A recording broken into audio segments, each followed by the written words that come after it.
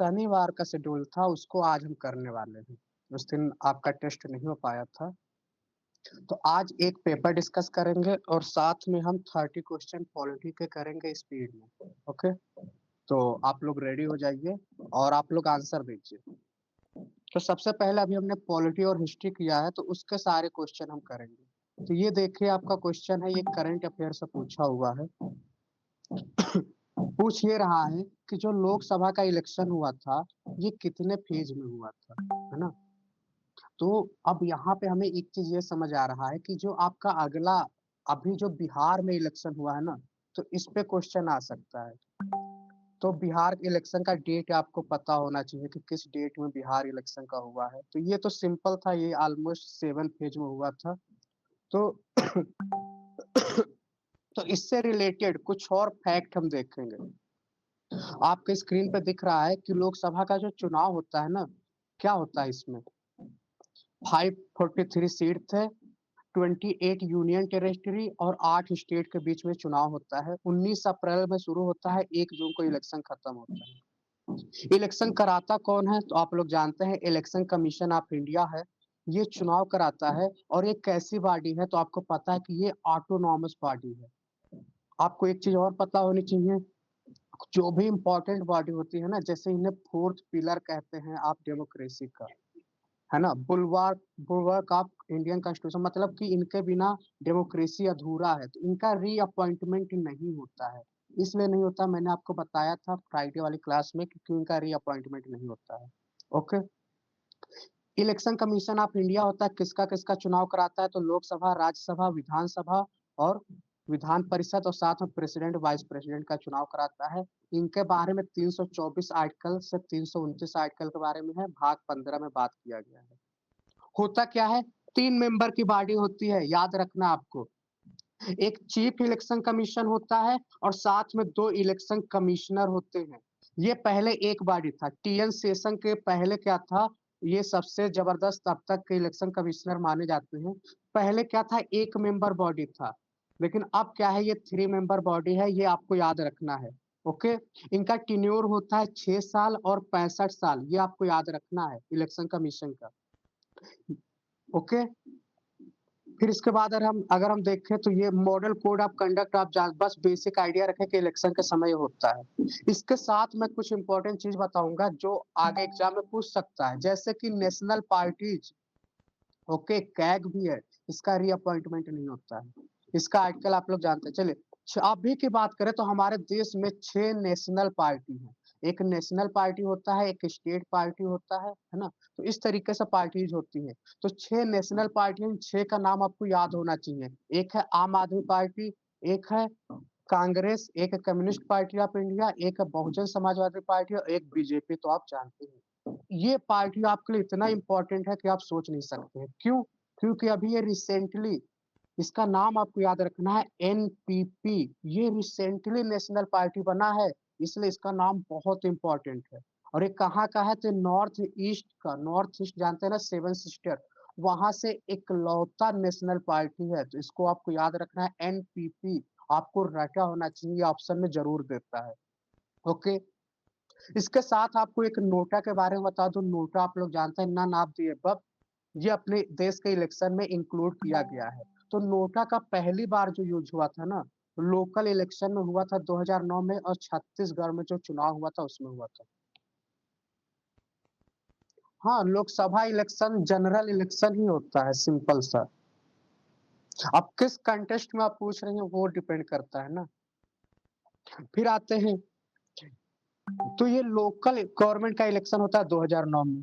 Assembly जानते हैं ना, असेंबली में इसका डेब्यू होता है, 4 राज्यों में इसका डेब्यू होता है नोटा का, और वो है छत्तीसगढ़, मिजोरम, राजस्थान, मध्य प्रदेश में।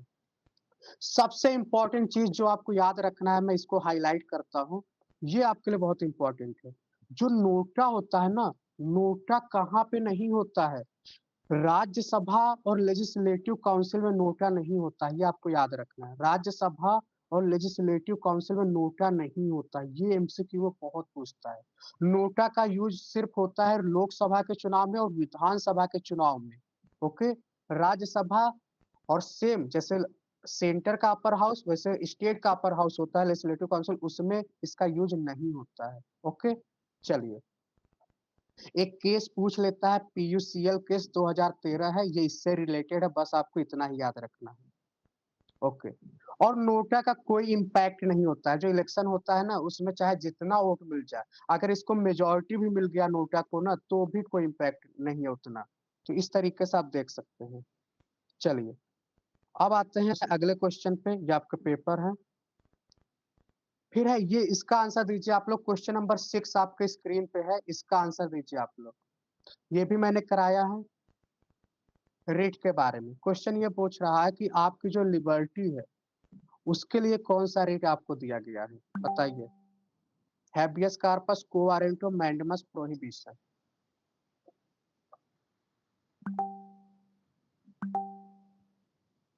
ये क्वेश्चन मैंने कई बार कराया है, ये आपके क्लास से सीधा आया है ना। और सभी लोग सही आंसर दे रहे हैं, हैबियस कार्पस आपका सही आंसर है। हैबियस कार्पस क्या होता है तो मैंने आपको बताया था, ये देखे 5 रेट है, एक बार फिर आपको रिवीजन करा ही दे रहा हूँ। सबसे पहली चीज, ये कहाँ से लिया गया है, तो ये इंग्लिश लॉ से लिया गया है, वहां पे इसे प्रेरोगेटिव लॉ कहते हैं। जो रिट का पावर है सुप्रीम कोर्ट के पास होता है 32, और हाई कोर्ट के पास होता है 2 to 6 का पावर होता है। ये आर्टिकल बहुत इंपॉर्टेंट है ना। जो supreme court of fundamental right को लेकर सुप्रीम कोर्ट जाओगे 32 और हाई कोर्ट जाओगे 226 के तहत। हैबियस कार्पस का मतलब क्या होता है, टू हैव द बॉडी, आप मतलब उसके बॉडी को मेरे सामने पेश करो। ओके ओके, 1 मिनट में कंफर्म कर ले रहा हूँ, आई थिंक हो रहा है।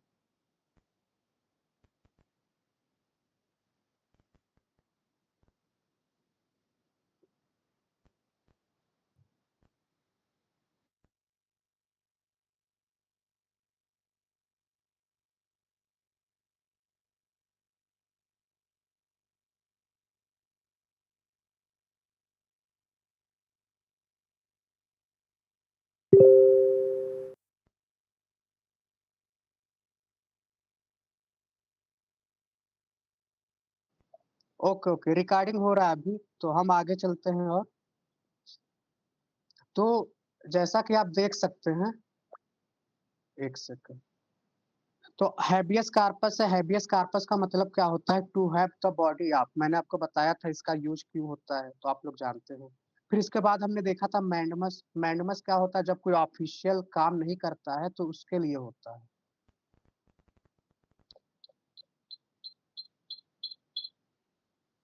ओके, प्रोहिबिशन, तो ये सारी चीजें, तो बस आपको यही याद रखना था, सबका मतलब बस याद होना चाहिए।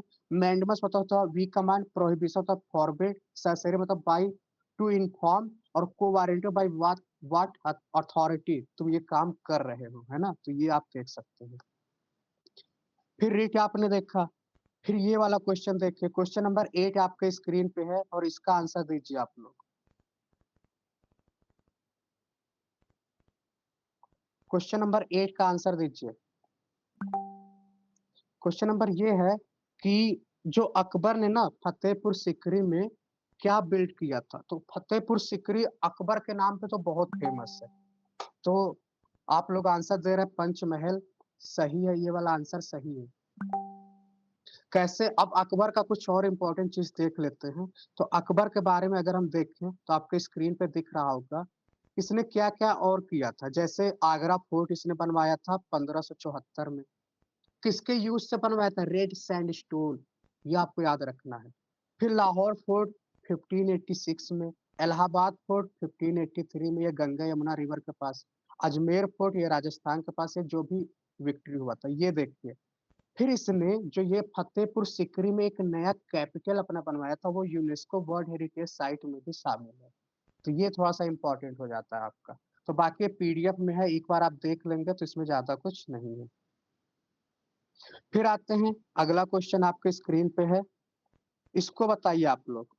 Which of the following following leader was against local government के अगेंस्ट कौन था, बताइए आप लोग।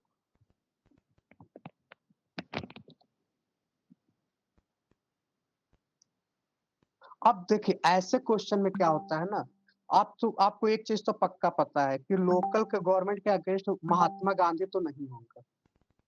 ओके, विनोबा भावे तो हो ही नहीं सकते क्योंकि गांधी जी को एकदम आंख बंद करके फॉलो करते थे। विनोबा भावे जी ने एक आंदोलन शुरू किया था भूदान। भूदान आप लोग जानते ही होंगे, आंदोलन शुरू किया था। ये इनको फॉलो करते थे, स्पिरिचुअल इनके शिष्य थे एक तरीके से।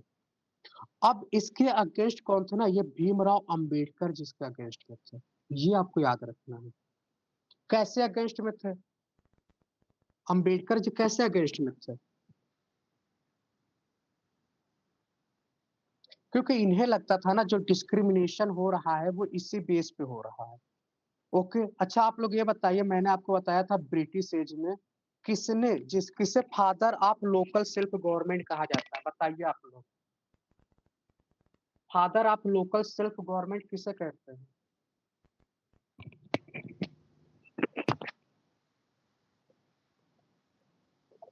लिटन, रिपन या मायो? ओके, सही बताया आप लोग। तो आपका इसका आंसर हो जाएगा लॉर्ड रिपन। इन्होंने ही शुरू किया था। ओके, चलिए इसका आंसर दीजिए, आपके स्क्रीन पे है। ये जो एक्ट है ना, इसको आपको सीक्वेंस बनाना है, ये भी मैंने क्लास में कराया है, बताइए इसको। इसका आंसर दीजिए आप लोग। अच्छा, विनोबा भावे जी थोड़ा सा इंपॉर्टेंट है तो इनके बारे में देख लीजिए आप लोग। विनोबा भावे जी के बारे में आप लोग को पता है, गांधी जी ने ना 1940 में एक इंडिविजुअल सत्याग्रह शुरू किया था। बताइए आप लोग, याद आ रहा है कुछ? इंडिविजुअल क्या कहते हैं, इंडिविजुअल, हाँ, इंडिविजुअल सत्याग्रह शुरू किया किया था। उसको सबसे पहले किसने ज्वाइन किया था? इंडिविजुअल सत्याग्रह तो को सबसे पहले ज्वाइन किया था वो विनोबा भावे जी थे। और सेकंड नंबर पे किसने ज्वाइन किया था वो आप लोग बताइए। सेकंड नंबर पे किसने किया था? और ये फर्स्ट सत्याग्रही हैं। इसके बाद आप लोग और जानते हैं इनके बारे में, भूदान मूवमेंट इन्होंने 1951 में शुरू किया था। 1958 में इन्हें रमन मैग्सेसे अवार्ड मिला और 1983 में इन्हें भारत रत्न मिला है। ये भारत रत्न अगर किसी को मिलता है तो इम्पोर्टेंट हो जाता है।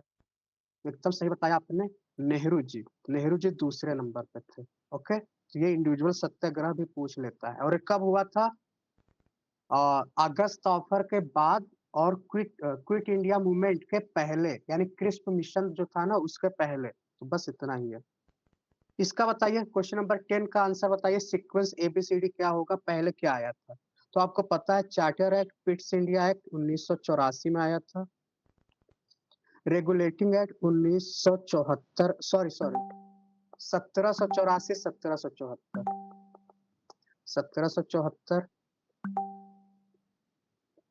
ओके, चार्टर एक्ट आया था 1793 में। ओके, हाँ 1773। तो अब आप लोग सीक्वेंस बना लीजिए। तो सबसे पहले अगर हम देखें तो रेगुलेटिंग एक्ट, तो ये आपका ये वाला सी और डी में से, फिर 2 नंबर पे आ रहा है, एकदम सही है। तो आपका सी वाला आंसर सही हो रहा है। ओके, पहला कैसे हो सकता है? चार्टर एक्ट से पहले आपका रेगुलेटिंग एक्ट आया था ना, मैंने आपको बताया था। जब इंडिया में कंपनी आई थी और बैटल ऑफ बक्सर होता है 1764 में, फिर इसके बाद दीवानी राइट ये लोग साइन करते हैं बंगाल, बिहार, उड़ीसा में। तो कंपनी वाले बहुत करप्शन करने लगते हैं। फिर इसको रोकने के लिए 1773 में इनको रेगुलेट करने के लिए एक एक्ट आता है। फिर इसके बाद पिट्स इंडिया एक्ट आता है 1784 में। और 1784 में क्या होता है आप लोग जानते ही हैं, सुप्रीम कोर्ट बनता है। तो ये सारी चीजें हैं, तो ये सीक्वेंस आपको याद रखना है। चार्टर एक्ट आया था 1793, इसके बाद हर 20 साल पे चार्टर एक्ट आना शुरू हो गया था। और अंबेडकर जी, जैसे मॉडर्न हिस्ट्री की बात करें तो अंबेडकर और गांधी बहुत इंपॉर्टेंट है, तो इसलिए मैंने अंबेडकर का एक पेज दिया है। अंबेडकर जी को भारत रत्न मिला था 1990 में, ये आपको याद रखना है। अंबेडकर जी को भारत रत्न कब मिला था? 1990 में।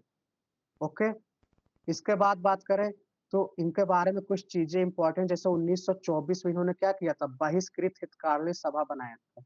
अनटचेबल जो होते हैं ना, उनके राइट के लिए इन्होंने ये किया था। जैसे पानी पीने का अधिकार, मंदिर में एंट्री करने का अधिकार, तो ये बहिष्कृत हितकार्य सभा। ओके, फिर ये क्या था, राउंड टेबल कॉन्फ्रेंस में जाते हैं 1936 में, क्या कहते हैं, इंडिपेंडेंट लेबर पार्टी बनाते हैं। ये अपना एक पार्टी अलग से बनाते हैं क्योंकि इनको लगता था कि कांग्रेस इनके हिसाब से काम नहीं कर रही है। 1942 में शेड्यूल कास्ट फेडरेशन, और सबसे लास्ट में 1956 में क्या होता है, वो हिंदू धर्म को क्विट कर देते हैं और बुद्धिज्म को अपना लेते हैं। तो ये याद रखना आपको, अपने लाइफ के एकदम अंतिम क्षण में ये क्या करते हैं, बुद्धिज्म को अपना लेते हैं, और इनकी डेथ हो जाती है 1956 में ही, इनकी डेथ हो जाती है। ओके। कुछ फेमस बुक है, annihilation of caste, who were the Shudra, ये सब इनकी बुक है। जैसे the Buddha or Karl Marx, ये भी इनकी बुक्स है, तो ये आपको याद रखना है। चलिए अगला क्वेश्चन आपके स्क्रीन पे है, इसका आंसर दीजिए। Which of the political leader जो है जिसने बिहार में बैकवर्ड कास्ट के रिजर्वेशन की बात रखी, बताइए आप लोग। देखिए बिहार की बात आएगी ना, तो एक इंसान है जो सबसे फेमस हो, कर्पूरी ठाकुर, ठाकुर जी है। तो एक अच्छा आप लोग ये बताइए, जो ओबीसी कमीशन बना था ना, other backward caste national commission for backward caste, ये किस कमीशन ने रिकमेंड किया था, बताइए आप लोग, जो नेशनल में बना था 1992 में। ओके। मंडल कमीशन तो एकदम रटा होना चाहिए आपको। मंडल कमीशन हालांकि हर बार आता था, पर ये पास नहीं हो पा रहा था, तो मंडल कमीशन से पास तो हो गया, पर एक प्रॉब्लम हो रहा था। ओबीसी में भाई रिजर्वेशन किसको दे, तो इसके पास बाद एक केस आता है, क्रीमी लेयर केस, है ना। क्रीमी लेयर वाला केस आपके लिए थोड़ा सा इंपॉर्टेंट हो जाता है, तो ये कितने अमाउंट पे क्रीमी लेयर होता है, तो ये सारी चीजें पता होनी चाहिए। और थोड़ा सा हम आपको बता दें यहाँ पे ओबीसी के बारे में, तो कर्पूरी ठाकुर जी तो आप लोग जानते ही हैं, बिहार के 2 बार सीएम भी रहे हैं। तो बस ये जन नायक के नाम से जाने जाते हैं, बिहार के 2 बार ये चीफ मिनिस्टर भी रहे। इसके बाद अगर हम देखें तो national commission for backward class, तो ये पहले क्या था, ये स्टेचुरी बॉडी था। स्टेचुरी बॉडी क्या होता है, जिसके लिए कोई आर्टिकल नहीं होता है, बट 2018 में क्या होता है, इस संविधान में संशोधन होता है, 102 संशोधन होता है, और इसे संवैधानिक बॉडी बना के एक नया आर्टिकल 338 बी ऐड कर देते हैं। ओके। और जो क्रीमी लेयर मैंने अभी आपको बताया था ना, तो इसके लिए किसने आइडेंटिफाई किया था, तो रामनंदन कमेटी ने क्रीमी लेयर जो ओबीसी में था उसे इंट्रोड्यूस किया था। तो इतना याद रखना आपको। और रही बात अगर अदर की, तो अगर शुरुआत में देखें ना, तो national commission for schedule caste था, आर्टिकल क्या है 338। फिर इससे अलग होकर national commission for schedule tribe बना, और इसका आर्टिकल हो गया 338 ए। फिर इसी के बाद बना national commission for backward class, और इसका आर्टिकल क्या हो गया 338 बी। तो इस तरीके से आप देख रहे हैं, एक में आर्टिकल ऐड होता जा रहा है। ओके। मंडल कमीशन केस आपको याद रखना है 1992, और इसी के बाद आपका national commission for backward class setup हुआ था। और एक कौन डिटरमाइन करता है, तो प्रेसिडेंट होते हैं। तो ये सिंपल सा चीज है, इसमें ज्यादा कुछ और नहीं है। चलिए और आते हैं आगे वाले क्वेश्चन पे। ये वाला बताइए आप लोग, क्वेश्चन नंबर 14 का आंसर दीजिए। ये मैंने पहले वाले टेस्ट में भी ये क्वेश्चन देखे रिपीट हो रहा है। एलटी ग्रेड के मैंने देखे हैं कि 3-3 क्वेश्चन रिपीट हो रहे हैं, तो अगर आप क्वेश्चन पेपर अच्छे से करते हो तो आराम से आपका 8-9 क्वेश्चन तो रिपीट हो रहा है। इसका आंसर दीजिए आप लोग। तो अगर इससे हम मैच करें तो सभी लोग बी आंसर दे रहे हैं, मतलब देख लेते हैं। ए का 3 एकदम सही है, व्हाइट रिवॉल्यूशन। फिर क्या है, बी का 4 ब्लू फिश, बहुत सही है। ग्रीन आपका फूड ग्रेन हो जाएगा। हाँ ओके। तो ये आपका सही, ऑलमोस्ट ये सभी का सही होगा। टी नहीं होगा, टी नहीं होगा, एक बार आप फिर से देख लें, टी नहीं हो सकता है। क्योंकि व्हाइट जो होता है ना, दूध मिल्क कैसा होता है, मिल्क व्हाइट होता है। तो इसको ऐसे भी आप याद कर सकते हो। मछली का कहाँ रहती है, मछली पानी में रहती है, तो गाना भी आज ब्लू है पानी पानी, तो मछली आपका क्या हो गया, फिश हो गया। तो ऐसा आप याद रख सकते हो। चलिए अब आते हैं आगे क्वेश्चन पे। ये देखिए, इसको बताइए आप लोग। आर्टिकल बताना है, और आर्टिकल का सब्जेक्ट किससे है। 13 का 250। ओके, अभी देख लेते हैं उसको। पहले हिस्ट्री और पॉलिटी कर लेते हैं, उसके बाद बाकी क्वेश्चन करेंगे। क्वेश्चन नंबर 19 का आंसर दीजिए आप लोग। आर्टिकल 14 जैसा कि आप लोग जानते हैं, मैंने आपको बताया है 14 से 18 तक क्या था? Equality, right to equality. 19 से 22 आपका फ्रीडम। ओके, सभी लोग बी आंसर दे रहे हैं, तो एक बार देख लेते हैं। ए का 2, बस ए का 2 हो गया, बी का 4, इक्वालिटी बिफोर। अच्छा, एक चीज बताइए आप लोग, आर्टिकल 14 में ना दो चीज है, equal protection of law and equal protection before law. तो ये वाला किस देश के संविधान से लिया गया है, बताइए आप लोग। सी का 3 एकदम सही है, सभी का सही आंसर है। इक्वलिटी बिफोर लॉ किस संविधान से लिया गया है? ओके, बी से बिफोर और बी से ब्रिटेन, ऐसे आप इसको ट्रिक से याद कर सकते हैं। ब्रिटेन मैंने आपको बताया था, देखिए आर्टिकल 14 में लिखा हुआ है equal protection of law and equal protection before law. तो इसमें बिफोर लॉ है तो बी मतलब ब्रिटेन हो गया, और दूसरा वाला अमेरिका से, तो कोई दिक्कत नहीं है। और जो हमारा रिजर्वेशन वगैरह है ना, तो इसमें यही सब बोला गया है, एक पॉजिटिव है एक निगेटिव है। तो चलिए और आते हैं आगे के क्वेश्चन पे। ये वाला बताइए, quit India movement. Quit India movement जो है आप सबको पता है 1942 में लॉन्च हुआ था, पर इसमें डेट पूछ लिया है 6, 7, 8, 9। अब ये डेट पूछा है तो और क्वेश्चन के डेट इंपॉर्टेंट हो जाते हैं, जैसे जलियांवाला बाग मैसेकर वाला डेट इंपॉर्टेंट हो जाता है, चौरी चौरा वाला डेट इंपॉर्टेंट हो जाता है, ये दो और इम्पोर्टेंट हो जाते हैं। साथ में आपका डांडी मार्च वाला डेट आपका इम्पोर्टेंट हो जा रहा है।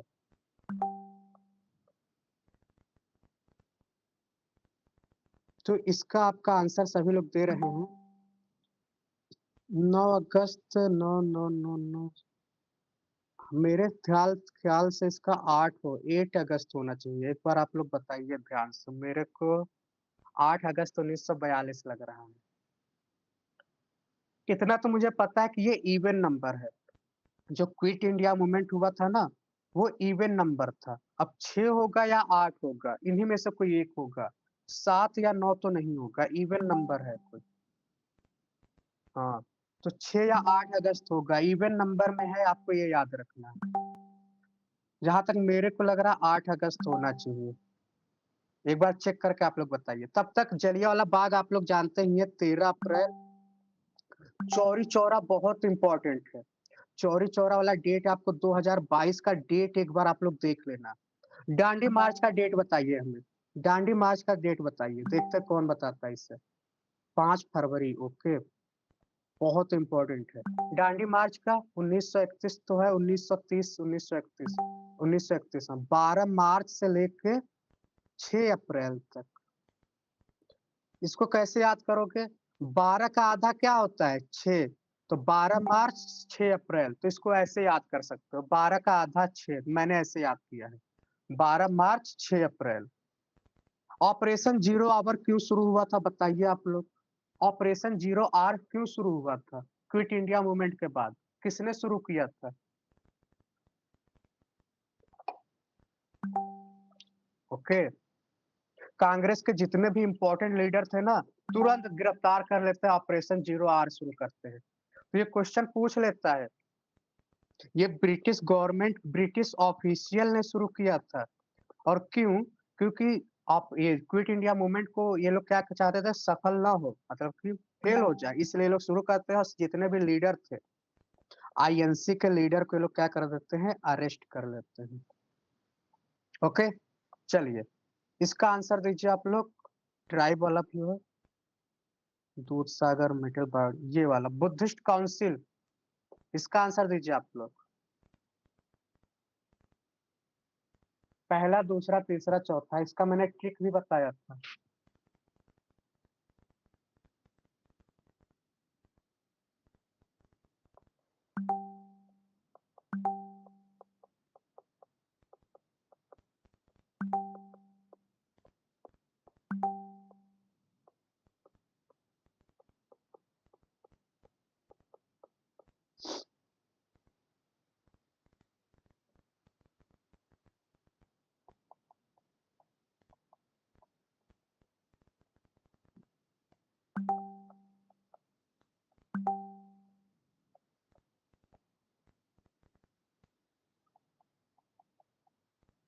देखिए 3 ट्रिक है, तो इससे क्वेश्चन अब आएगा तो आपका गलत नहीं होगा। कैसे?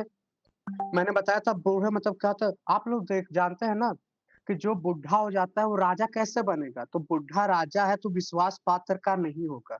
तो राजा से राजगिरी हो गया आपका, विश्वास से क्या हो गया? वैशाली हो गया आपका, पात्र मतलब क्या हो गया? पाटलिपुत्र हो गया और के मतलब क्या हो गया? कश्मीर हो गया। तो इस तरीके से आप एक सीक्वेंस याद कर सकते हो। तो पहला वाला कहाँ हुआ था? राजगिरी में, दूसरा वाला वैशाली में, तीसरा वाला पाटलिपुत्र में और चौथा वाला कश्मीर में। कई बार कश्मीर की जगह पे कुंडलग्राम आ सकता है, तो इसमें आपको कंफ्यूज नहीं होना, कुंडलग्राम क्या था? गाँव में। ये तो है कहाँ पे हुआ था, कई बार पूछ लेता है ना किसने प्रिसाइड किया था, तो प्रिसाइड किसने किया था, प्रेसिडेंट कौन था? तो इसके लिए आप याद कर सकते हैं, महान काम मांगे वासना रहित। अगर आपको महान काम करना है तो आपको वासना रहित होना होगा। तो महान काम मांगे वासना रहित, तो मो, सबकामी, मोगलीपुत्र तिस्सा और ये क्या है? वासुमित्रा।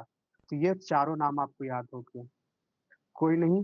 अब देखिए लबासक, लबासक क्या होता है? लुम्बिनी में इनका जन्म हुआ था, बोध गया में इनको ज्ञान मिला, सारनाथ में पहला स्पीच दिया और कुशीनगर में इनकी डेथ हो गई। तो ये लाइफ साइकिल हो गया इनका, तो लबासक ऐसे याद कर सकते हैं। चलिए, जैसे भी याद हो जाए आपको अपने तरीके से याद करना, ये मैंने अपना ट्रिक बनाया है। तो बूढ़े राजा विश्वास पात्र, लबासक, महान काम मांगे वासना रहित। चलिए और आगे चलते हैं। तो बस जीएस का हमने देखा और जीएस के बाद हमने देखा हिस्ट्री का। अब बाकी क्वेश्चन एक बार हम करेंगे स्पीड में। चलिए सबसे पहले मैथ का क्वेश्चन है, इसको करके बताइए आप लोग। इसका आंसर क्या है कि 2 नंबर है, एलसीएम ये दिया है, ये नंबर दिया है, तो अदर नंबर। तो ये क्वेश्चन बहुत ईज़ी है, इसीलिए ये क्वेश्चन मिस नहीं करना है। तो ऐसे क्वेश्चन जब भी आए ना, तो first number into second number equal to LCM into HCF. ये वाला ट्रिक अगर आप लगा दोगे तो आपका आंसर तुरंत आ जाएगा। तो आपको पता है कि एलसीएम ऑफ 2 नंबर ये दिया है, एचसीएफ ये दिया है, तो आपको कुछ नहीं करना था। 2079 इंटू 27 करके और एक देखो एक नंबर ये है 189, तो दूसरे नंबर को x मान लो, तो x बराबर क्या हो जाएगा? 2079, जो भी आपका आंसर आएगा ना 27 और बाई इसको 189, इसको सॉल्व करोगे तो आपका आंसर आ गया। जैसे शुभ लक्ष्मी जी ने आंसर दिया 279। ओके, तो आई होप आपने किया होगा, तो ये ट्रिक आपको याद रखना है। चलिए दूसरा क्वेश्चन है बायोडायवर्सिटी। तो बायोडायवर्सिटी आप लोग जानते हैं पहली बार किसने दिया है, बताइए आप लोग। तो इसका आंसर हो जाएगा वाल्टर जी रोसेल। लेकिन अब एक चीज मैंने आपको और चीज बताना, आर.एच. व्हिटेकर बहुत इंपॉर्टेंट है, बहुत पूछता आर.एच. व्हिटेकर। तो आर.एच. व्हिटेकर जी ने क्या किया था? 5 किंगडम क्लासिफिकेशन दिया था। 5 किंगडम क्लासिफिकेशन किसने दिया था? आर.एच. व्हिटेकर ने। ये आपको याद रखना है। कैसे? एक प्रोटिस्टा था, दूसरा मोनेरा था और क्या था? तीसरा क्या था? एनिमेलिया था, चौथा प्लांट था और पांचवा फंगी था। तो इस तरीके से ओके, फिर से समझा रहा हूँ।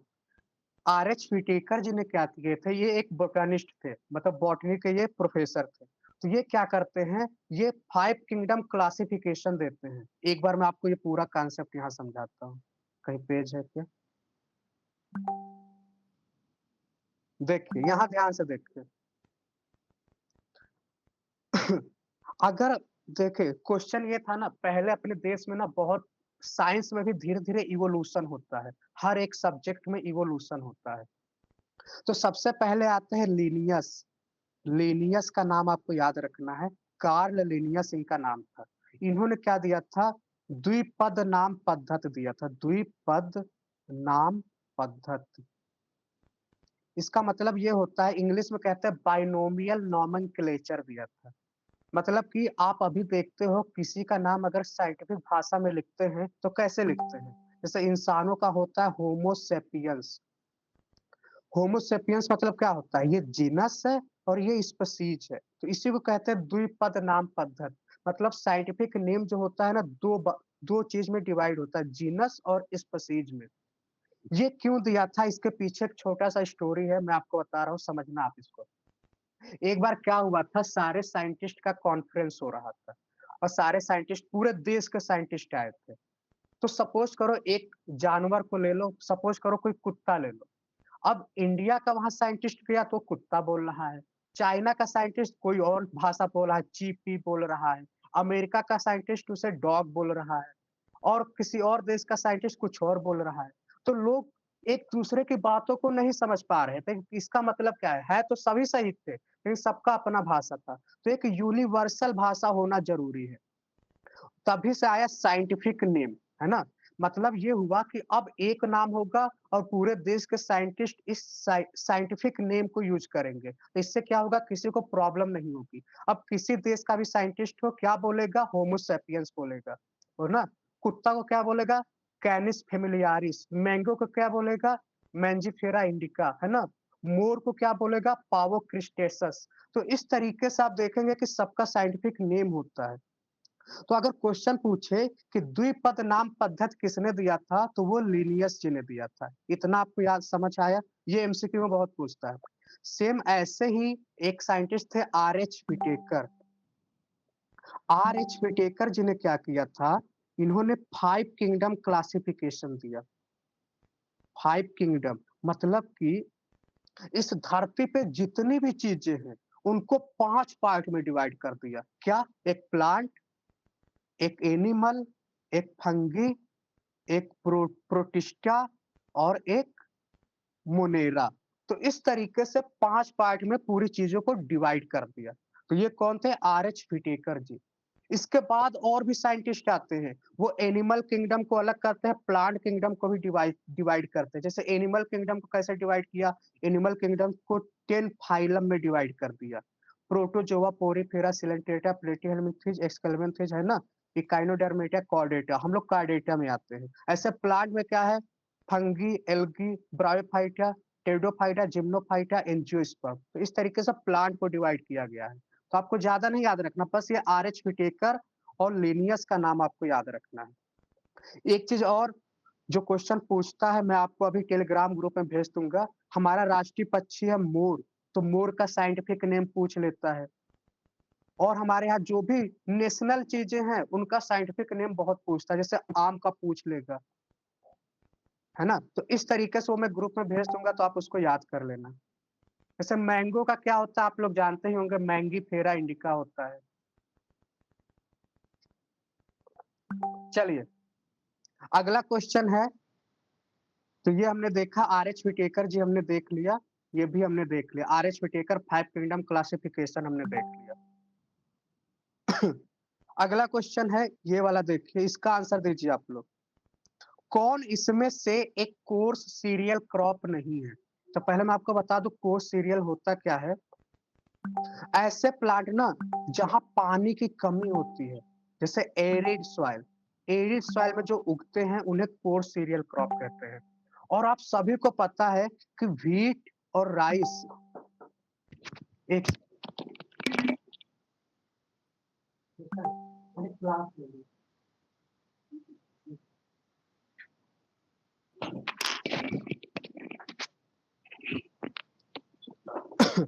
तो व्हीट और राइस आप लोग जानते ही हैं, सॉरी व्हीट और उसको क्या बोलते हैं? गेहूं को मेज। तो इनको क्या होता है?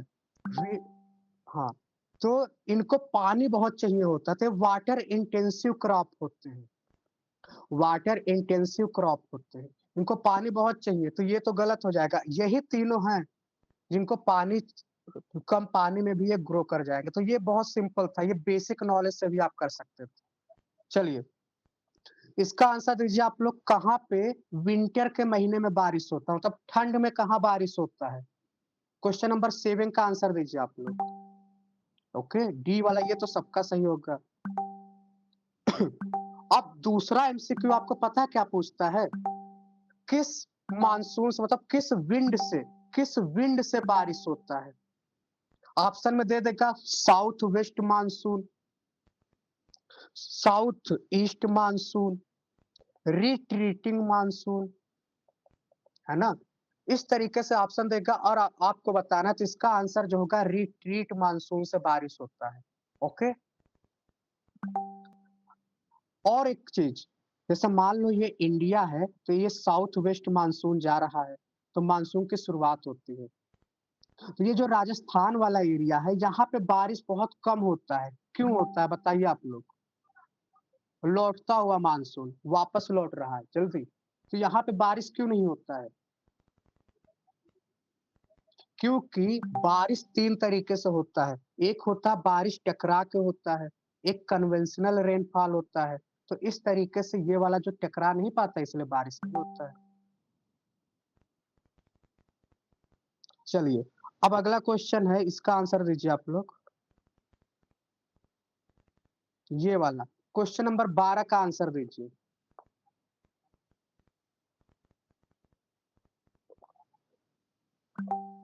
इसको करने का बहुत अच्छा ट्रिक है। इसको मैं होता तो कैसे करता? आप देखिए इस क्वेश्चन में एक पैटर्न दिया हुआ है। आप ऐसे नीचे से ऊपर की ओर जाओ। तो पहले क्या है 20 हर्ट्ज से कम। दूसरा ऑप्शन क्या है 20 से टू 20,000 हर्ट्ज। तीसरा क्या है मोर देन। अब देखा आपने, ये तो बकवास ऐसे दे दिया, इसका कोई मतलब ही नहीं था, ये तो वैसे दे दिया। तो ये वाला जो है ना, ये आपको सुनाई देता है। ओके, एकदम सही बताया राजकुमार जी ने, एकदम सही बताया। हाँ, तो ये वाला आपको सुनाई देता है। तो ये आप हियर करते हो, हम एक नॉर्मल इंसान जो होते हैं सुन सकते हैं। ये वाला हम नहीं सुन सकते, ये वाला हम नहीं सुन सकते हैं। अब ये बताओ आप, ज़्यादा कौन है? ज़्यादा कौन है? ये है ना, तो अल्ट्रा हो गया ये अल्ट्रा। और ये क्या है इंफ्रा, कम हो गया। तो 20 से अगर कम है तो इंफ्रा और ज़्यादा है तो अल्ट्रा। तो इससे आप कर सकते हो। समझते समझे आप? वो कहते हैं ना अल्ट्रा प्रो मैक्स, मतलब बहुत स्मार्ट है। तो इस तरीके से तो आप इसको देख सकते हो। ये आपको दिया हुआ है इतना, आपको देखो नॉर्मल ये जो होता है जानवर होते हैं, प्लांट होते हैं, चींटी-उटी इनका होता है। और जो अल्ट्रा वाला होता है ना ओवर 20,000 से ज़्यादा। अब यहाँ क्वेश्चन कैसे घुमाएगा एग्जाम में, इसको देखो। अगर ये 20 हर्ट्ज है, एग्जाम में ऐसे भी दे देता है 20 किलो हर्ट्ज। तो बात एक ही है, इसने क्या किया इसको 20,000 को किलो में चेंज कर दिया। तो एग्जाम में कंफ्यूज मत होना आप। ओके, तो अगर 20,000 है और 20 के एच जेड है तो भी वही मतलब सेम है। ओके, चलो ये आप देख सकते हो ऑडिबल रेंज आपके स्क्रीन पे दिख ही रहा होगा। तो इसमें आप देखो यहाँ पे अगर इंफ्रा है, इंफ्रा मतलब क्या होता है 20 से कम। अल्ट्रा क्या होता है 20 से ज्यादा। और ऑडिबल क्या होता है इन दोनों के बीच में। तो हम लोग जो म्यूजिक सुनते हैं तो ये सारी चीजें इसमें होती हैं। अर्थक्वेक जो होता है ना, आपने जो नोटिस किया होगा कि भूकंप आता है तो जो रेप्टाइल्स होते हैं, सांप हो गए, जानवर हो गए, उनको पता चल जाता है। क्योंकि भूकंप की जो वेव होती है ना, एस वेव, पी वेव, उनको फील हो जाता है। तो अर्थक्वेक इसका जो बहुत स्लो आता है, मतलब हमको नहीं फील होता लेकिन उनको फील हो जाता है। तो ये सारी चीजें आप देख सकते हो। अब ये वाला क्वेश्चन आपसे कभी गलत नहीं होगा। चलिए और आगे चलते हैं, अगला क्वेश्चन देखते हैं। तो ये हमने देख लिया। ये वाला बताइए, क्वेश्चन नंबर 13 बताइए, बहुत इजी है। जिसको मैथ नहीं आता है वो भी कर सकता है। तो ये मत सोचे कि मैथ मेरा कमजोर है। 50 का 20%, बताइए 50 का 20%, 20% of number 50 is what is that number? Okay, 250।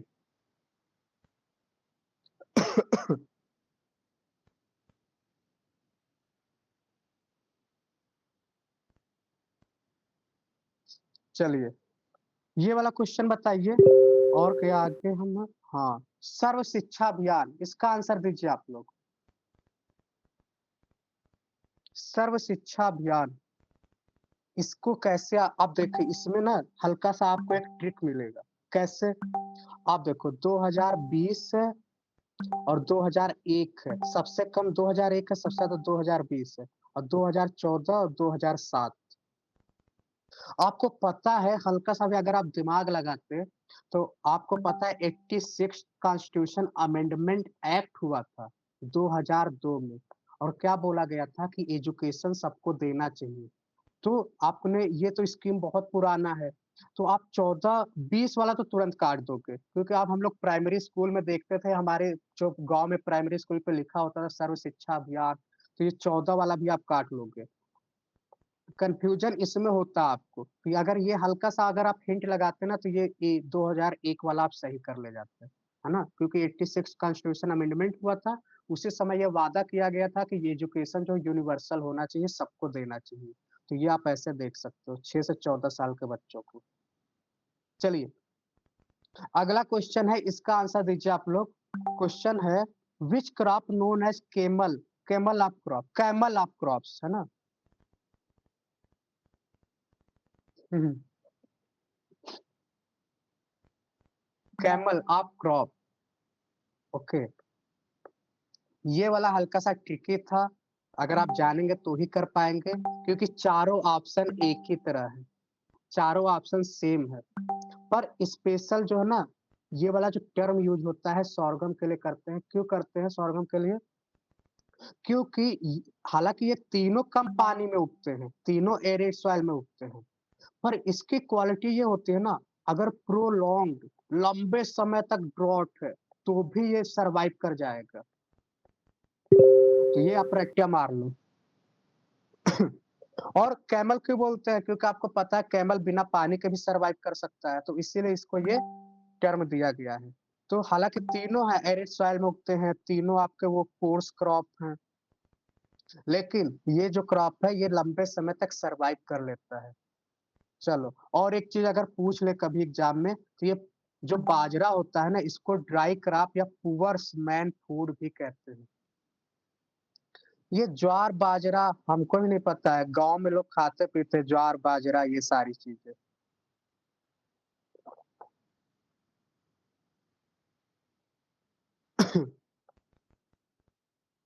अगला क्वेश्चन है, कांग्रेस ग्रॉस। कांग्रेस ग्रॉस ये बहुत फेमस क्वेश्चन है, बहुत पूछता है, और पार्थेनियम इसका आंसर होगा। जब भी वीड पूछेगा, वीड आप लोग जानते हैं ना, खरपतवार, तो इसमें अगर कांग्रेस ग्रास तो ये है, और ये अगर जैंथेरियम भी अगर ऑप्शन में दिया होता, तो आप अगर वीड है और जैंथेरियम है तो तुरंत आप इसको टिक मार देना। तो ये सब क्या होते हैं? वीड्स होते हैं। ये वाला ट्राइब है, ट्राइब मैं आपको लिस्ट प्रोवाइड कर दूँगा, तो वो आपको याद करना होगा, है ना?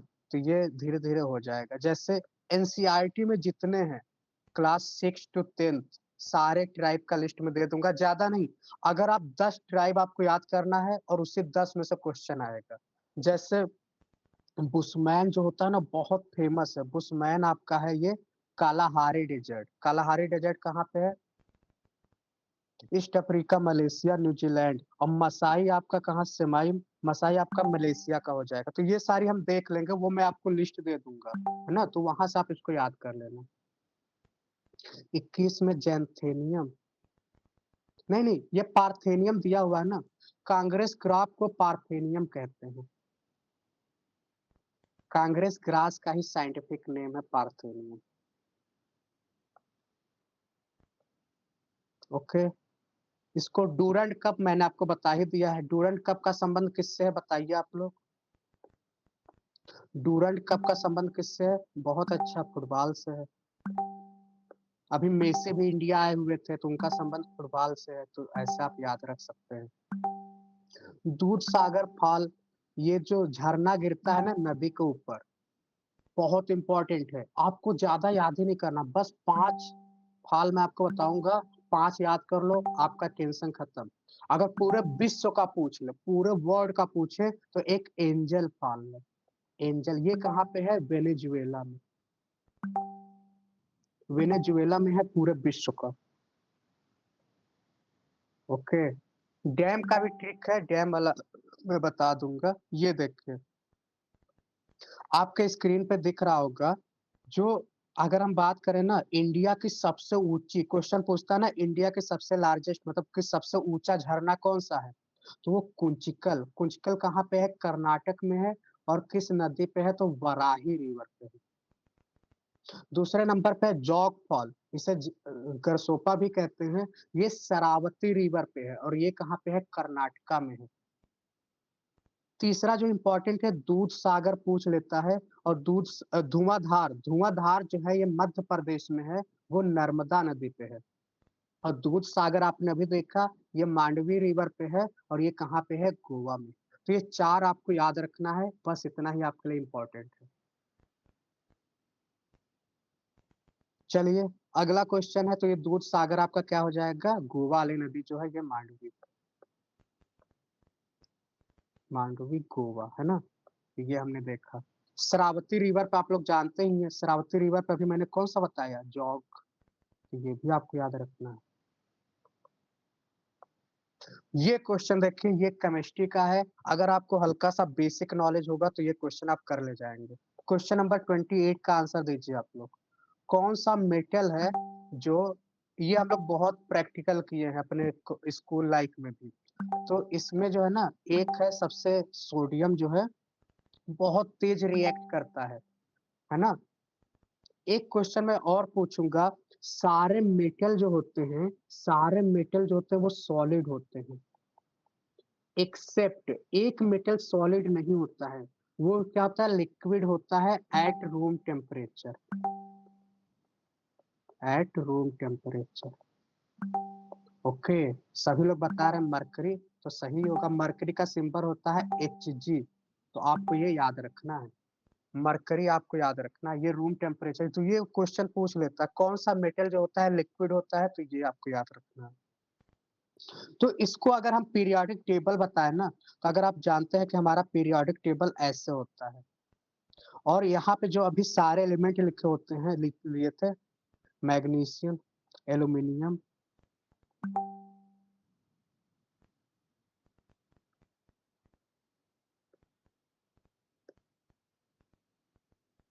तो ऐसे लिखा हुआ है ना। ओके, तो आप देखो, सोडियम है, एल्यूमिनियम है, मैग्नीशियम है।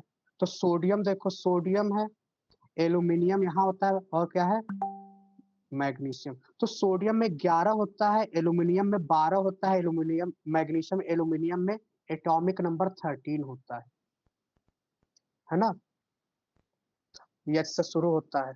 तो आप एक चीज नोटिस करोगे ना, जैसे सोडियम है ना, तो सोडियम का क्या होता है, 11 है, तो 2 8 1 इसका क्या होता है, इलेक्ट्रॉनिक कॉन्फ़िगरेशन होता है। इसका क्या होता है, 2 8 2, फिर इसका क्या है, 2 8 3। तो इस तरीके से ये एक है तो ज्यादा रिएक्टिव होता है उस तरीके से। हालांकि ये उतना नहीं, इतना आप अभी नहीं समझ पाओगे, क्योंकि मतलब समझ तो जाओगे आप, पर इसमें भी कंफ्यूजन है। तो अगर हम इसका सीधा, अगर आप इसको रट लो सोडियम वाला, और ये केमिस्ट्री जब मैं साइंस इसको कराऊंगा ना, तो पीरियोडिक टेबल मेरे सामने रहेगा, तब मैं इसको अच्छे से समझा पाऊंगा। तो ये आपको देखना है। बायोडाइवर्सिटी हॉटस्पॉट, आप लोग जानते हैं इंडिया में अभी टोटल 4 है, टोटल अपने यहाँ 4 हॉटस्पॉट हैं, और उसमें ये किस आधार पे होते हैं, तो क्रॉप तो होगा नहीं, एग्रीकल्चर से इसको क्या लेना देना, एनिमल भी नहीं लेगा ये। अब ऑर्गेनिज्म, इसमें आपको कंफ्यूजन हो सकता है, लेकिन ये किसको लेता है, वेजिटेशन को लेता है, वेजिटेशन आप लोग जानते ही हैं। तो ये समझ आया बायोडाइवर्सिटी हॉटस्पॉट। वो चारों इंपॉर्टेंट है, एक हिमालय हो गया, एक ईस्टर्न घाट, वेस्टर्न घाट, और इधर आपका ईस्टर्न हिमालय। तो इस तरीके से वो चारों है, सब वो इन्वायरमेंट में आपको हम कराएंगे। तो हमने सारे पेपर किए, आप बताइए कैसा लगा पेपर। मैथ भी इसमें इजी था, और साइंस तो हम कराएंगे ही। अब जो हम अगला चैप्टर शुरू करेंगे ना, वो ज्योग्राफी शुरू करेंगे।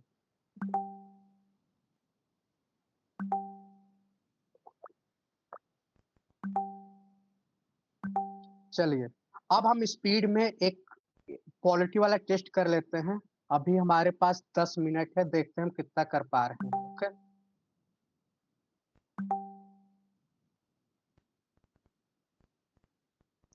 चलिए आपके स्क्रीन पे है, और स्पीड में आंसर दीजिए आप लोग।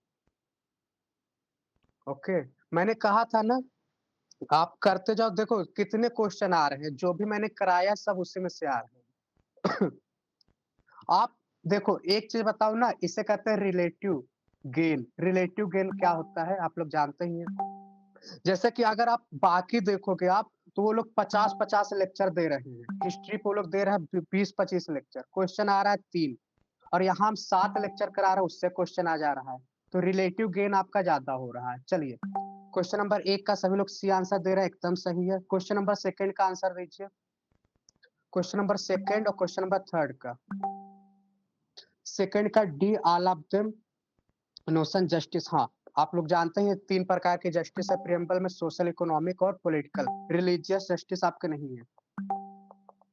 चलिए क्वेश्चन नंबर 3 का आंसर दीजिए आप लोग, स्पीड में आंसर दीजिए। क्वेश्चन नंबर 3, आपको ये बताना है कि जो नया राज्य बनता है वो कौन बनाता है, parliament, president, council of minister या स्टेट रिऑर्गेनाइजेशन कमीशन।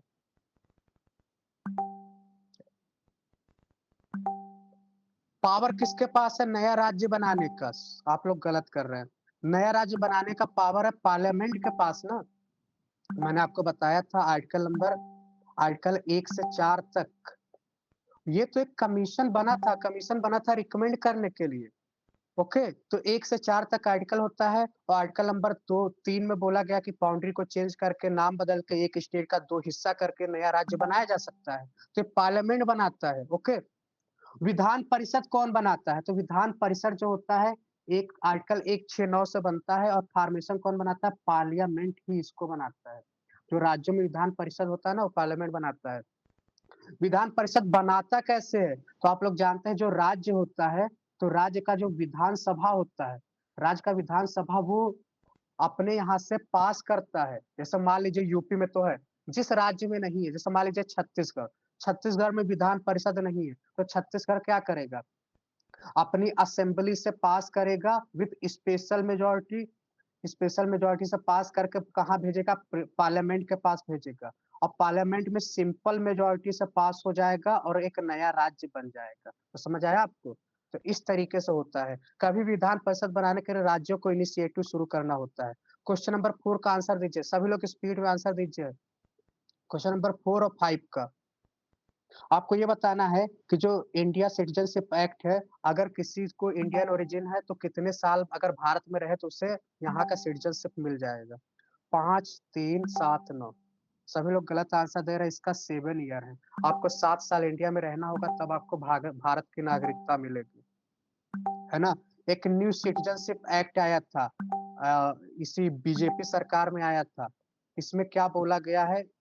3 मतलब कुछ है, ये हम आपको आगे वाले क्लास में बताएंगे। चलिए क्वेश्चन नंबर 5 और 6 बताइए आप लोग। क्वेश्चन नंबर 5 और 6 का आंसर देखिए।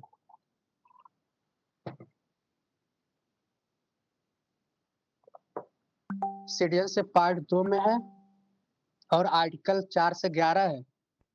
ओके, सभी लोग बोथ दे रहे हैं। चलिए, पर इसका आंसर जो होगा आपका होगा ओनली 1 होगा।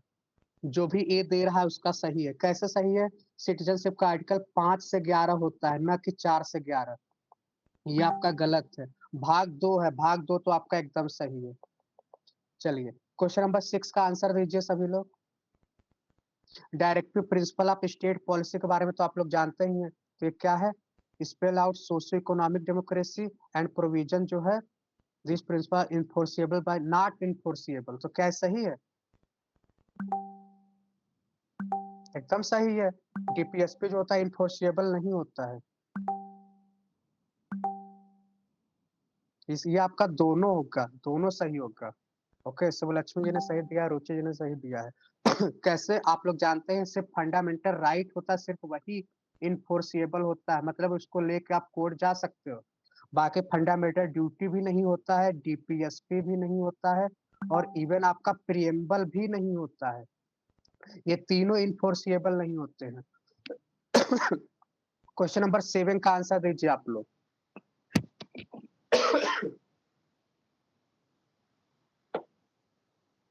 क्वेश्चन नंबर 7 आपके स्क्रीन पे इसका answer, right to freedom. Okay, ये वाला आई थिंक सबका सही होगा। चलिए, और सभी ने सही आंसर भी दिया है, तो राइट टू फ्रीडम आपका 19 से 22 तक है। चलिए क्वेश्चन नंबर 18 का आंसर दीजिए आप लोग। क्वेश्चन नंबर 8 का आंसर दीजिए। आर्टिकल 15 जो है ना वो किस में आता है? 19, 22 सही है, सभी का सही है। क्वेश्चन नंबर 8 का आंसर दीजिए आप लोग। आर्टिकल 15 जो है वो किस में आता है? तो डी वाला राइट टू इक्वालिटी आप सभी को पता है 14 से 18 तक है। ओके। क्वेश्चन नंबर 9 का आंसर दीजिए आप लोग। आपको ये बताना है कि जो बेसिक स्ट्रक्चर है, डॉक्ट्रिन ऑफ बेसिक स्ट्रक्चर, आपको पता है 1973 में उसका संबंध किस केस से है? ओके, केशवानंद भारती और केरला स्टेट से। एकदम सही आंसर आप लोग दे रहे हैं। चलिए क्वेश्चन नंबर 10 का आंसर दीजिए आप लोग। जो राइट टू प्रॉपर्टी है ना, वो खत्म किया गया था किस अमेंडमेंट से? संविधान में कौन सा संशोधन किया गया था तो राइट टू प्रॉपर्टी को खत्म किया गया था? 44। वाह, सभी लोग सही आंसर दे रहे हैं। और देखिए, जब ये खत्म हुआ था ना तो कुछ चीजें ऐड की गई थी। तो फंडामेंटल राइट में ऐड हुआ था कौन सा? आर्टिकल 19(1), सॉरी ये तो अब वो खत्म हुआ था, सॉरी। ये क्या हुआ था? आर्टिकल 19(1) जो है ना, राइट टू फ्रीडम, उसमें एफ को डिलीट किया गया था। आर्टिकल 31 को डिलीट किया गया था। और फिर इसे 300(a) से क्या किया गया था? एक लीगल राइट है। तो अभी कैसा राइट है? तो लीगल राइट है, ये आपको याद रखना है। ओके, क्वेश्चन नंबर 11 का आंसर दीजिए आप लोग। हाँ, इसको 1978 में लिख भी दे रहा हूँ। 44। अमेंडमेंट इन कॉन्स्टिट्यूशन में बी इनिशिएटेड। अगर संविधान में संशोधन करना तो आप कहाँ से कर सकते हो? लोकसभा, राज्यसभा, विधानसभा या दोनों हाउस? क्वेश्चन आप लोगों ने रीड नहीं किया, पूरा क्वेश्चन आपको रीड करना है। संविधान में संशोधन करना है तो आप कैसे? दोनों से करोगे ना आप। तो आपका ईदर हाउस ऑफ पार्लियामेंट, या तो लोकसभा या तो राज्यसभा, आप कहीं से भी कर सकते हो। ऐसा आप स्पीड में गलत नहीं करना है आपको। और संविधान में संशोधन एक इंसान तो कभी नहीं कर पाएगा। राज्य जो होता है ना, राज्यों का विधानसभा, ये तो बेचारा कभी नहीं कर पाएगा संविधान में संशोधन। क्यों? क्योंकि सेंटर स्ट्रांग होता है इंडिया के केस में। और क्या है? रेजिडुअल पावर सेंटर के पास होता है। रेसिडुअल पावर का मतलब क्या है कि संविधान में अगर कुछ नहीं है तो उस पे कानून ये बना सकते हैं। आर्टिकल क्वेश्चन नंबर 12 का आंसर दीजिए आप लोग। कोऑपरेटिव सोसाइटी आप लोग जानते ही हैं, ये कब ऐड हुआ था हमारे संविधान में? कोऑपरेटिव सोसाइटी आर्टिकल 19(1) सी। 42, 43, 97 या 36? ओके, सभी लोग बी दे रहे हैं, लग रहा है बी सही हो जाएगा। कोऑपरेटिव सोसाइटी, सभी लोग आंसर दीजिए, फिर इसको मैं बताऊंगा। तो जितने लोग भी आप 73 बता रहे हैं, सबका गलत है। कैसे? आप खुद ही देख लो। 73 से पंचायती राज आया था ना, तो ये कैसे गलत कर दिया आपने? पंचायती राज आया था, ये आया था 97 से आया था। 97 2011 से आया था। ओके।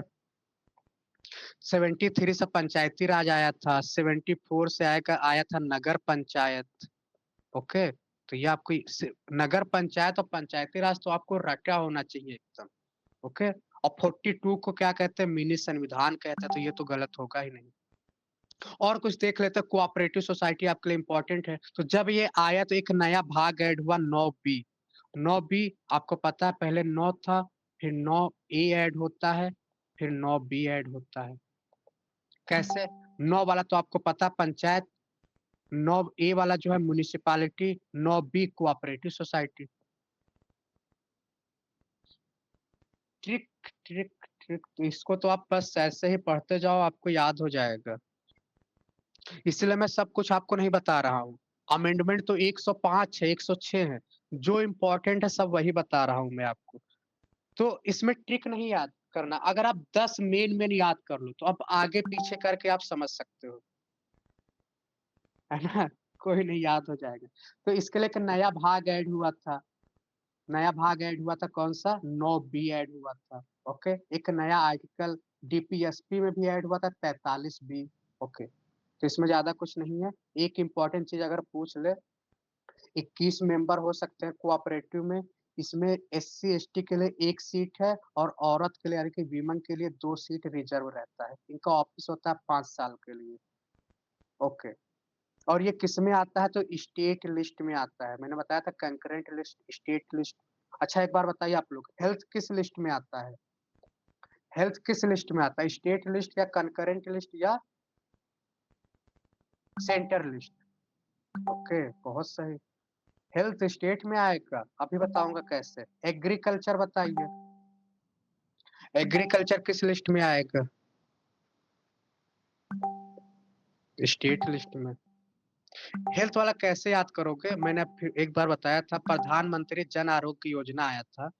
तो जब कोई चीज अगर स्टेट लिस्ट है ना, तो सेंटर ने उस पर कुछ बनाया, तो स्टेट के ऊपर डिस्क्रिशनरी पावर हो, चाहे तो उसे माने या ना माने।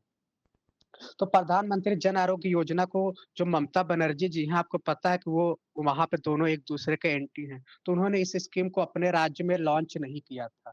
क्यों नहीं किया था? क्योंकि उनके पास पावर था। इसलिए हेल्थ आपका स्टेट सब्जेक्ट है। एग्रीकल्चर कैसे स्टेट सब्जेक्ट है? क्योंकि एग्रीकल्चर हर राज्यों में अलग अलग है। यूपी का एग्रीकल्चर अलग है, राजस्थान का एग्रीकल्चर अलग है। और अगर ये केंद्र का सब्जेक्ट होगा, तो केंद्र कैसे इसको मैनेज कर पाएगा? केंद्र तो एक तरीके का कानून बनाएगा, और जो कानून राजस्थान में चलेगा वो यूपी में नहीं चलेगा, जो यूपी में चलेगा वो बिहार में नहीं चलेगा। तो इस तरीके से एक ऐसा एग्रीकल्चर है, ये राज्य सब्जेक्ट है, क्योंकि राज्य अपने हिसाब से उसे मैनेज करेगा। चलिए, क्वेश्चन नंबर 13 का आंसर दीजिए आप लोग। क्वेश्चन नंबर 13 का आंसर दीजिए कि नेशनल कैपिटल जो है ना दिल्ली, दिल्ली नेशनल कैपिटल कब बना था? ये मैंने बताया था आपको। और आपको बताना है कि दिल्ली जो है बाकी राज्यों की तरीके से इनके पास 3 पावर जो इससे छीन लिया गया है, और वो केंद्र सरकार को दिया गया है। वो भी आपको बताना है। इसका आंसर आपका हो जाएगा 69। 69 आपको याद रखना है। 69 के थ्रू को क्या हुआ था? दिल्ली को नेशनल कैपिटल बनाया गया था। यूपी का ईडब्ल्यूएस। नहीं, नहीं, आपको पता होना चाहिए ना। जैसे हम लोग यूपीएससी का फॉर्म भरते हैं, तो हमारा जो सर्टिफिकेट बनता है वो सेंट्रल गवर्नमेंट का बनता है, हमारा स्टेट गवर्नमेंट का सर्टिफिकेट नहीं बनता है। अगर आप यूपी गवर्नमेंट का बनवाए मुझे लगता है बंगाल में आपका सेंट्रल गवर्नमेंट वाला लगेगा। अब मुझे ज्यादा आइडिया नहीं है इसका। चलिए, मैंने आपको बताया था पीपीएल, पीपीएल ट्रिक आपको याद आ रहा है? लैंड जो होता है दिल्ली सरकार के पास नहीं है। पुलिस, दिल्ली सरकार के पास पावर नहीं है। पुलिस केंद्र सरकार मैनेज करता है, लैंड केंद्र सरकार मैनेज करता है, और पब्लिक अफेयर जो है वो केंद्र सरकार मैनेज करता है। 3, दिल्ली को कंप्लीट स्टेट का दर्जा नहीं मिला है, ये आपको याद रखना है। Public, police, land, PPL. Okay, चलिए, क्वेश्चन नंबर 14 का आंसर दीजिए आप लोग। क्वेश्चन नंबर 14 आपसे ये बोल रहा है कि जो मेंबर होते हैं, उसे किस आधार पे कौन सा संशोधन आया था कि आप उसका मेंबरशिप रद्द कर सकते हो? मेंबरशिप किस अमेंडमेंट से खत्म हुआ था? आया राम गया राम, मैंने आपको बताया था। आया राम गया राम, पहले तो नहीं। रिप्रेजेंटेशन ऑफ पीपल एक्ट तो बहुत पहले था, तो ये तो बाद में आया होगा। अमेंडमेंट हुआ है ना, तो बाद में आया होगा। तो ए वाला जो लोग भी आंसर दे रहे हैं सही दे रहे हैं। क्यों? क्योंकि 52 वाला आया था, और इससे एक नया चीज ऐड हुआ था, इसे कहते हैं एंटी डिफेक्शन लॉ कहते हैं। एंटी डिफेक्शन लॉ, ये थोड़ा सा देख लो आप। इसमें क्वेश्चन जो पूछेगा वो आपको याद रखना है। एंटी डिफेक्शन लॉ ना राज्यसभा के चुनाव और वाइस प्रेसिडेंट के चुनाव पे नहीं लगता है। एक नया भाग ऐड हुआ था, भाग 10, याद आ रहा है आपको? 10वां भाग एंटी डिफेक्शन लॉ के लिए। फिर हमने बताया था एक बार 1991 अमेंडमेंट हुआ था कि 15% से ज्यादा मिनिस्टर नहीं हो सकते हैं इसी समय में। ओके, ओके, कोई नहीं, इसलिए तो मैं रिवीजन करा रहा हूँ। तो आप देखो एंटी डिफेक्शन लॉ आप कैसे याद करोगे, आपको स्क्रीन पे दिख रहा होगा। एक बार इसको मैं एक बार रिवाइज करा दे रहा हूँ। देखो, तो एंटी डिफेक्शन लॉ क्या होता है कि अगर कोई एमपी है, एमएलए है, तो उसे अपने पद से हटा सकता है। और कौन हटाएगा? प्रिसाइडिंग ऑफिसर, जो स्पीकर होता है ना, वो हटाएगा। एक नया भाग ऐड हुआ था, 10वां। आपको पता है संविधान जब बना था तो 1 से 8 तक था, 8 तक था ना। नवा ऐड हुआ पंचायती राज। 10वां ऐड हुआ एंटी डिफेक्शन लॉ। 11, सॉरी, नवा वाला जो ऐड हुआ था लैंड रिफॉर्म से। 10वां पंचायती राज। 11वां जो होता म्यूनिसिपालिटी, और 12वां भाग हुआ था, सॉरी, 11वां जो हुआ था पंचायती राज, और 12वां हुआ था म्यूनिसिपालिटी। तो ये आपको याद रखना है। ओके, मैं भी कंफ्यूज हो जा रहा हूँ। तो इस तरीके से आप देख सकते हैं। एक चीज आपको बता दूं, जब ये एंटी डिफेक्शन आया था ना, तो प्रिसाइडिंग ऑफिसर के पास इतना पावर दे दिया गया था कि ये किसी भी एमपी को हटा सकता है, और सुप्रीम कोर्ट भी इस पे जुडिशियल रिव्यू नहीं कर सकता। फिर आता है किहोतो होलोहान केस, ये कहता है नहीं, ये तो भाई गलत बात है। जुडिशियल रिव्यू क्या है, बेसिक स्ट्रक्चर है, और तुम इसे नहीं हटा सकते हो। चलो क्वेश्चन नंबर 15 का आंसर दीजिए आप लोग, आपके स्क्रीन पे है।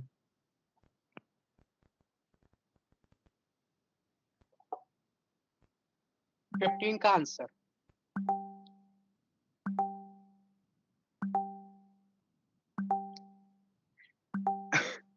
अरे मैं कंफ्यूज नहीं हो रहा था, वो बोलते समय ना ऐसे वो गलत निकल जा रहा है।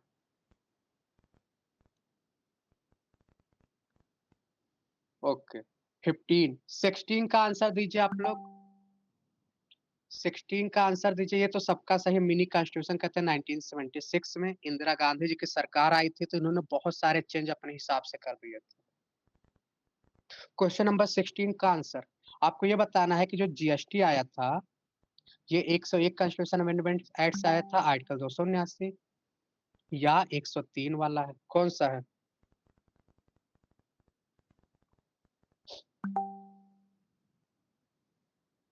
ये NCBC, national commission for backward class के लिए, दोनों अलग अलग है। बताइए आप लोग। तो जीएसटी जो आया था आपका 101 वाला, तो एकदम सही है, सभी लोग सही आंसर दे रहे हैं। लेकिन ये जो बैकवर्ड क्लास वाला था ना, ये 103 ना होके 102 कॉन्स्टिट्यूशन अमेंडमेंट है, तो ये वाला जिसने दिया सबका सही आंसर। ये देखो जीएसटी काउंसिल, ये 2002 में आया था, 101 अमेंडमेंट एक्ट से आया था, आर्टिकल इसका होता है 279 ए।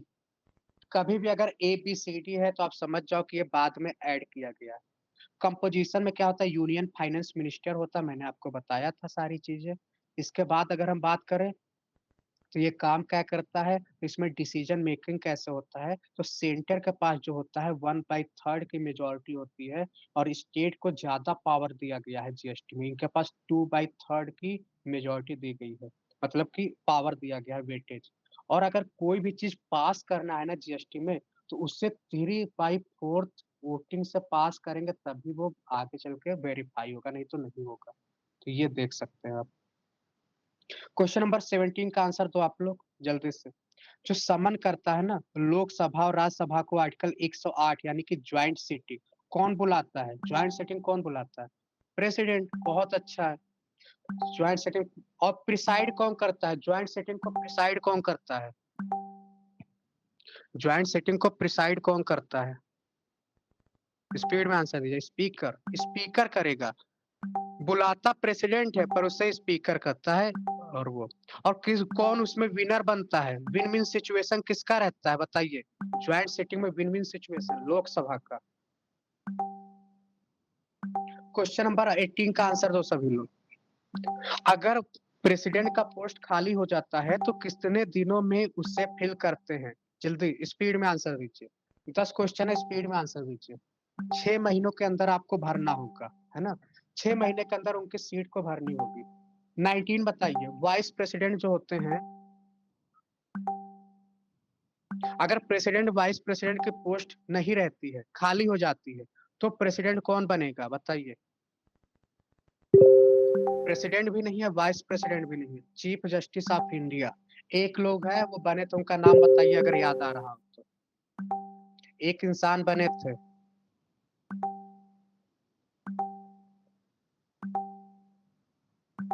इसी के बाद वीपी सिंह जी बने थे। वीवी गिरी, है ना, वीवी गिरी जी।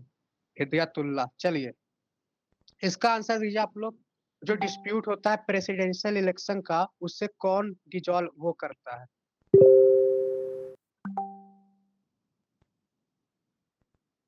प्रेसिडेंशियल जो इलेक्शन होता है, उस डिस्प्यूट को कौन सॉल्व करता है?